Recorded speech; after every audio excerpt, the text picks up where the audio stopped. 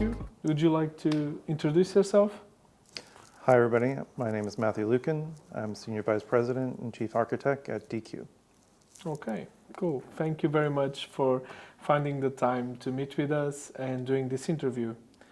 So, the accessibility landscape has changed over the years a lot. And how do you personally see this happening? How do you see this change happening? Well, first we see that companies were trying to achieve accessible products. Regulations and standards were progressing. But now that we see EAA, potential changes in ACA in January of next year, a new EN standard, we start to see more homogenization across the globe.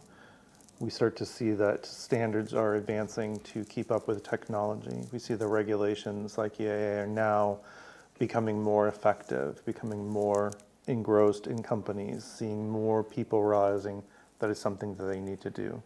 This is driving change. Even just in the United States, ADA Title II, which applies to state and local governments, is affecting massive change.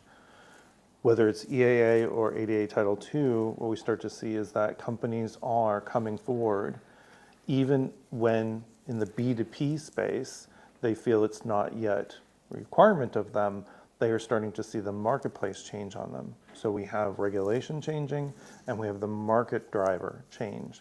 So both of them are starting to intersect and have companies think about accessibility in a different way. So as you're saying, in that B2B space, what we see is that companies that previously, maybe they did a light touch for accessibility, they had a dirty VPAT, right? It wasn't fully conformant. They used to be able to get away with that. But now the market is driving saying, no, we need a clean VPAT. We need you to prove conformance. We need you to prove conformance on a regular basis. All of these things are starting to come to fruition now.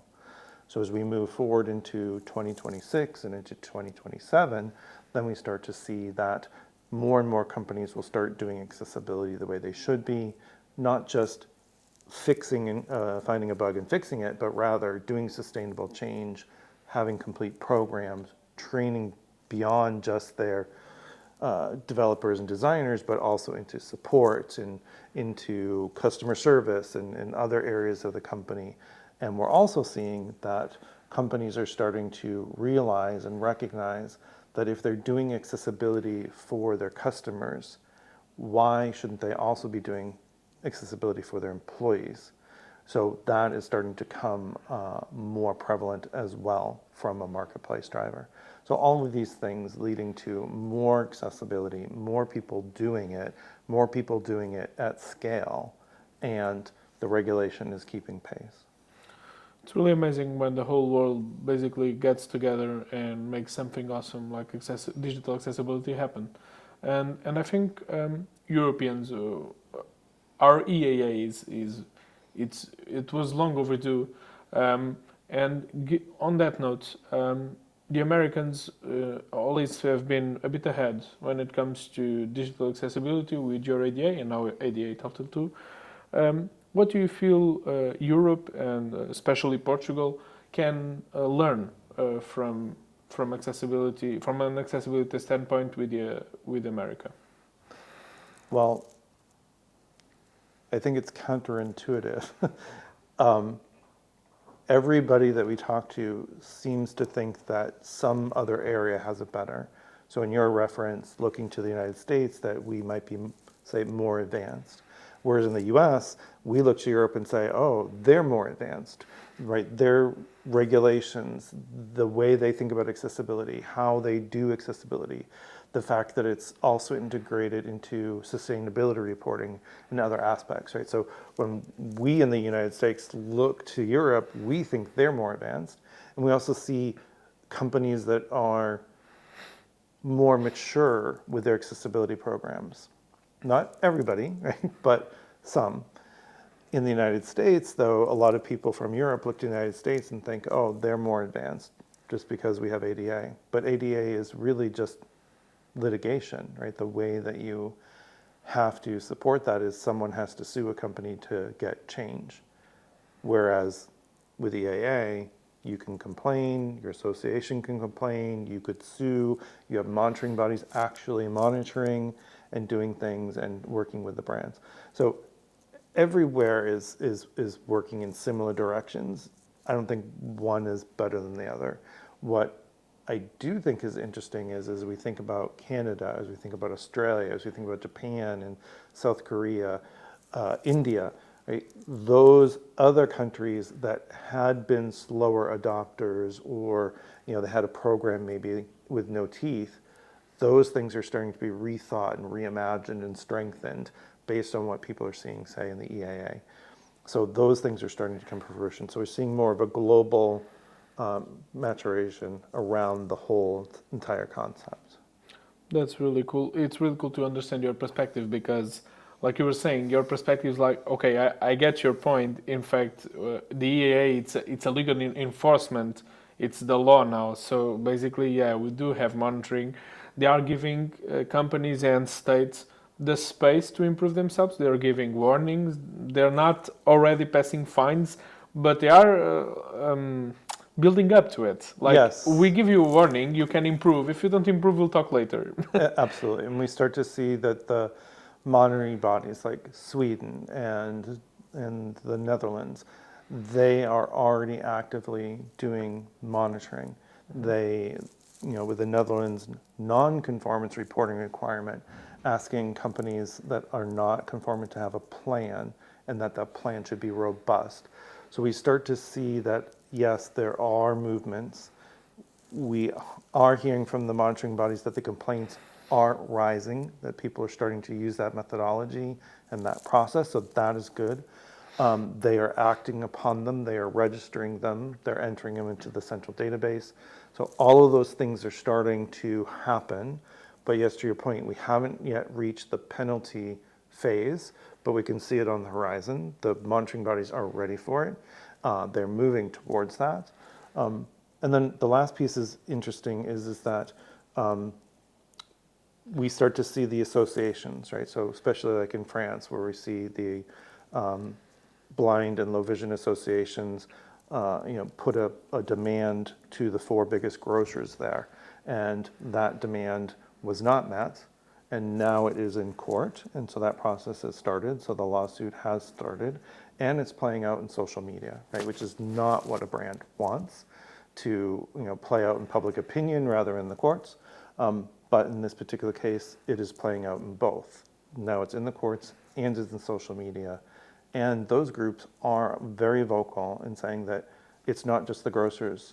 They are next going after banks, and from banks, they're going to other industries, right? So the associations are actively playing a role, and we should start to expect that other associations in other countries beyond France are also going to do the same. Yeah, it's great to see civic movements taking advantage of these new regulations to really, like you said, in the public court, expose the companies and, well, encourage them, let's put it this way, to reinforce their digital accessibility. But one of these problems, and this is a great segue to my next question, which is most companies see accessibility as a legal checkbox, as a, let's say, they're gonna spend money, but they don't see the return on investment.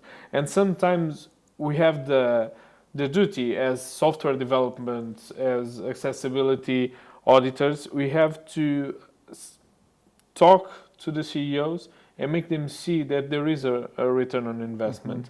How do you feel? How can we convince business leaders that accessibility is not just a checkbox, that is actually a business advantage? Sadly, for accessibility practitioners, our world has not yet changed, right? So we're still, as you're saying, in that mode of educating people and trying to show them that it's not just a checkbox, or they shouldn't take the minimal approach. And that type of activity is going to continue, in my opinion, for some time yet. But to your point, yes, having different ways of telling the same story, because your audience changes. think about a room of executives. You may have 7 or 8 people, maybe 10 people in that room. Each one of them is going to be motivated by some different action. Some maybe the humanitarian, some the legal risk factor, some the return on investment, the speed to market, some the market share, right? Having something your competitor doesn't have, being more accessible than your competitor. You have to be able to play that very well. And the way to do that is to have separate conversations with each of those individuals on a peer-to-peer basis or individual one-to-one basis to really talk to what they are motivated by, what they see as the point of view. So that when you get all those 10 people in the same room, you're having a different conversation. Because if you start down the ROI conversation with this guy, you're going to alienate the other people that might have a different motivating factor. And so it's a really hard conversation to have. But instead, align individual people one-on-one, then bring them together and say, look, we're all motivated by different things. Can't we do this at scale, at the enterprise level, regardless of your motivating factor? IT, you want less cost, you want faster speed, you want accessibility to be muscle memory and not an extra thing. Great. We can tell you the story around that because it is cheaper. It will make you faster. It will make your code cleaner and stronger and better. Your experience is more usable and consumable, not just by your disabled customers, but by all your customers. So there are positive checkbox all the way down that list. But let's turn to the marketer. The marketing team, you want to have a differentiator. You want to be better than your competitor. And so does your board. So why not then also talk to that, right? Everyone needs to work together to make accessibility work, just like security. Everybody in the organization has a role. And if you have a large enough company or a complex enough company where you have physical spaces, if you have call centers, it's not just a digital property, but all these other intersectionality points with the community. That makes it more of a reason why everybody has to work together, from making sure your people in branch or in the store are trained in disability etiquette, that your people on the phone understand how, under EAA, to answer accessibility questions, that your developers and designers are making strong digital properties that are accessible and usable for all types of people. And then all the way over to, say, in the bank world, right, it might be a wealth management group. You have your special customers, or maybe your investor meeting, and one of those investors is deaf. So how do you coordinate the sign language interpreter? All of those things can be done at scale for the entire corporation if you all work together, making it much easier to manage, much cheaper, and much faster. That's a great point of view, and I think you just gave a lot of us a nice business lesson on how to sell accessibility. So thank you for that. Just the other day, we saw you post something from the BBC, I believe, about using generative AI technology to improve audio accessibility. It was really interesting, but my main question was not actually about that topic, but on that note, how do you feel AI will transform how we approach accessibility? Well, I do want to say that for people that do follow me on LinkedIn, that keep in mind that me posting an article is just replaying it. So I find something I think would be interesting to the people that follow me, and I just repost it. I'm not posting it as an opinion. I'm not posting it's right or wrong. But I did get some flack about posting that. Did they test with people with disabilities? I don't know. I just reposted what I saw so that it got a wider audience. But I do agree with the sentiment behind it, which was, I don't know what the BBC is doing, right? They have a lot of problems in the press right now, but we have to tread carefully. There has to be a human component. AI will be transforming things. It is a given. It is already proven. But with everything that it might advance, there's also a corollary to that, or a other side to that, which is, okay, if you're using the wrong data set, maybe it just keeps spouting out more inaccessible code. So you need to have the right inputs. yes, generative closed captioning might not be perfect yet and might not be exactly right, but it is better than nothing. And when we take those things into account, then yes, it's a positive approach. Is it perfect? No. Does it need to be perfected? Yes. Will it be perfected over time? More than likely, right? So we have to understand how to think about it and how we work with it. So for example, we're starting to see that whole websites can be built just by a few prompts. Great, but is it accessible? Not now, maybe in the future, probably in the future. And therefore, that will allow us to focus on other things, more complex problems, harder problems, more unique use cases, people with multiple disabilities trying to use technology. All of it goes to a positive direction, hopefully. But yeah, our job is not going to be done. It's not going to solve everything. It just shifts what we need to focus on to something else. It's an enabler to allow us to focus on a different thing. Yeah, I think people are really scared with AI as a whole, especially generative AI. But AI has a lot of facets. There's lots of ways to use AI and to integrate AI. And one thing you said, and I think it's that AI can be an enabler and can allow us as humans to pursue things that are more complicated if we can automate simpler tasks that are not simple enough to be already automated. They have some specifics, but with AI we have the power to automate them. Not right now, but maybe in the near future are more than likely to happen. Yeah, I mean, I'm a service designer by trade, Yeah. and I've been teaching UX at a college level for more than 15 years.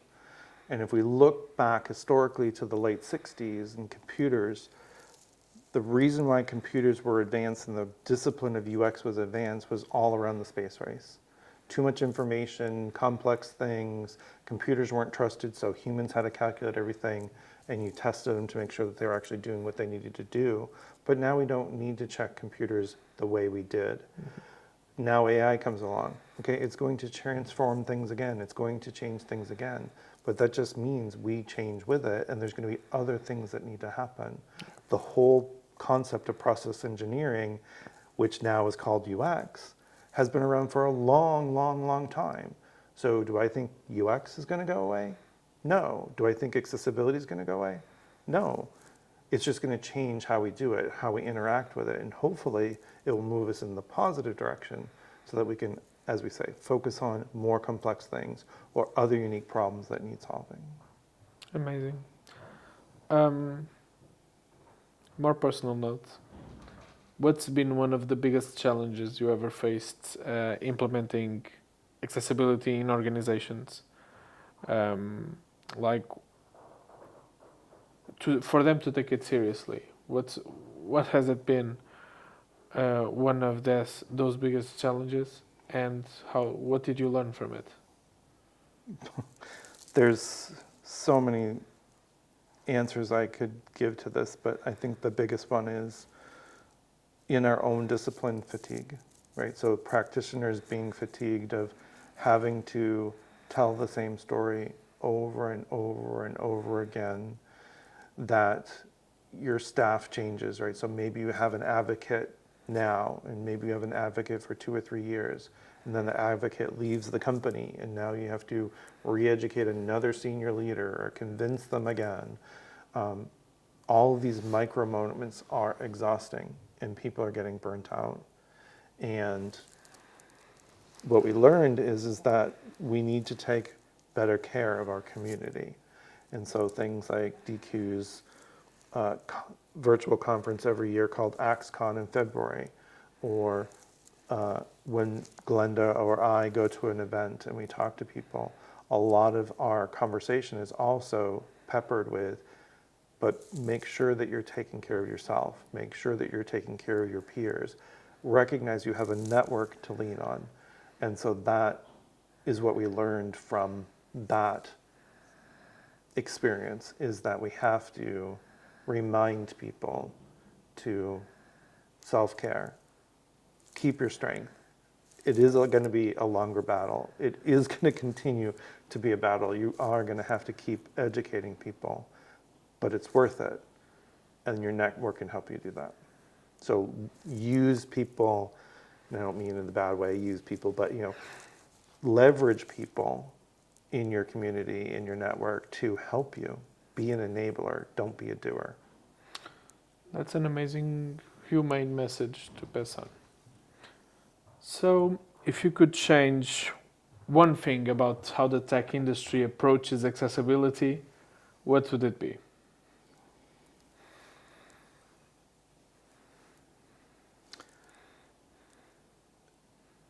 I'll give you a multifold answer, which is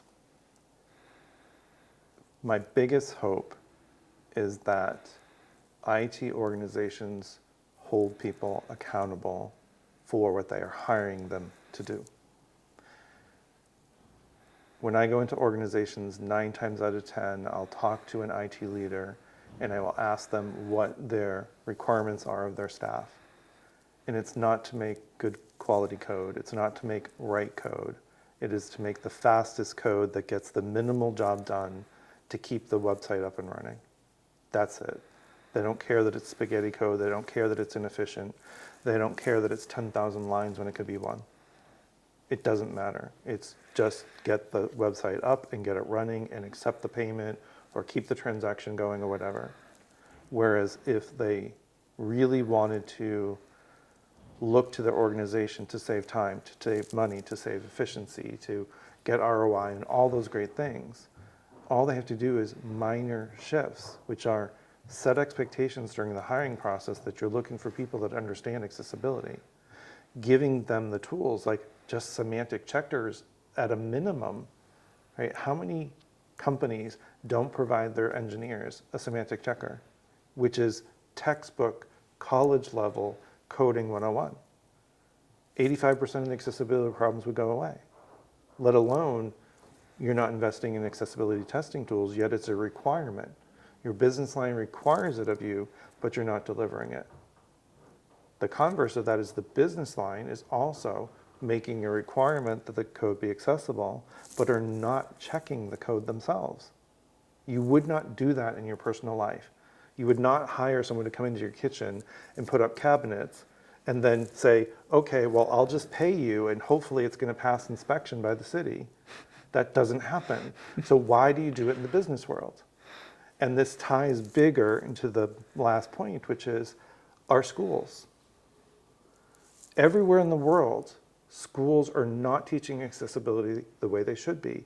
The instructors don't know about accessibility, so how do they teach people how to code in freshman college year, sophomore year of college, when they themselves don't know how it's accessible? They don't require accessibility. They don't even have a module on accessibility. If we don't educate people how to do it and show them it's something they need to be doing all the time, then how do we expect that the business is going to support it? The IT leader expectations and hiring practices and all those things, it just doesn't work, right? If we look at it as a process, we educate young people. We need to set the roles, expectations that it's something they do in their job and measure them to it and provide them the tools and training to do their job well and prove that they are giving us what we ask them to give us. I feel that's a current problem of the pace the world is trying to live. We're all so rushed in this, the faster the better, the fast, as much as a fast pace as possible to keep up with demand. And then we throw out the window our demand, our demand with our own work, like that we deliver something we are truly proud of, and we're like, this is my best work yet, and we're losing that sentiment over because we need it faster. Yeah, and it's not necessarily a problem of agile, right? No. What I've seen companies do is, a business will go say, I need a new mobile app and I'm going to set a budget for it, and we're all in agreement that this is what we're going to pay, and maybe we pad it a little for contingency. Mm-hmm. And then IT comes back and says, well, we need $45 million more. And then they come back a third time and say, well, I need another 26. And now I need another 10. well, okay, what is going on in the business world? Why is this person still employed if they've come back 4 times and we thought we would get a mobile app in, say, a year for $35 million, and now it's 2 years later and it's $100 million, and it still doesn't work? So why is that acceptable? Why are we allowing that to happen? Why is the business allowing it? They never got to market faster.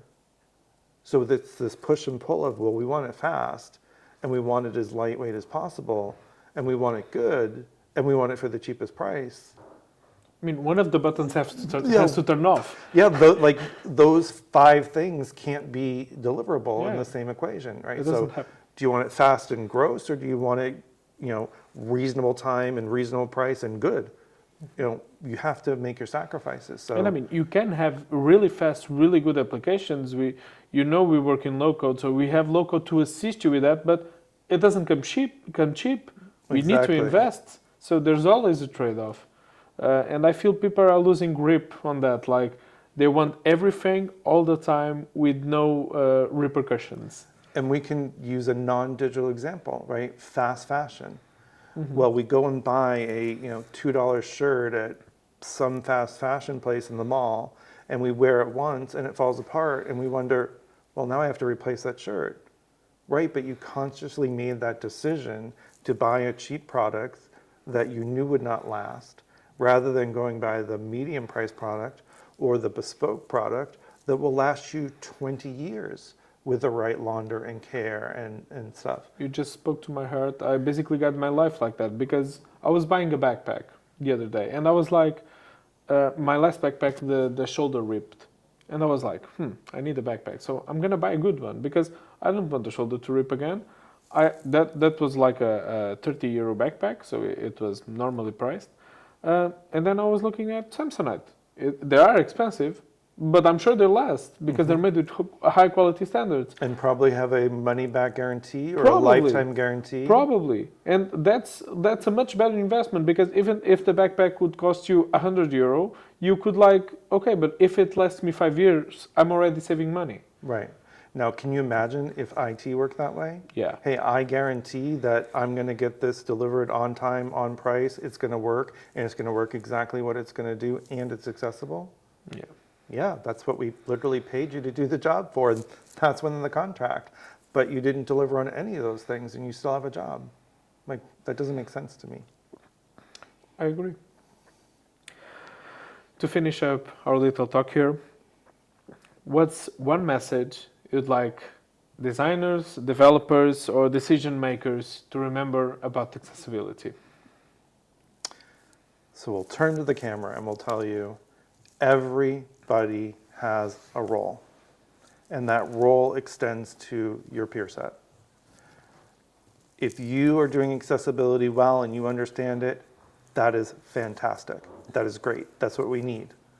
But your other job is to educate the other designer that's not doing it well, or the young designer that's just coming in that did not have the same understanding that you did or the same education that you did.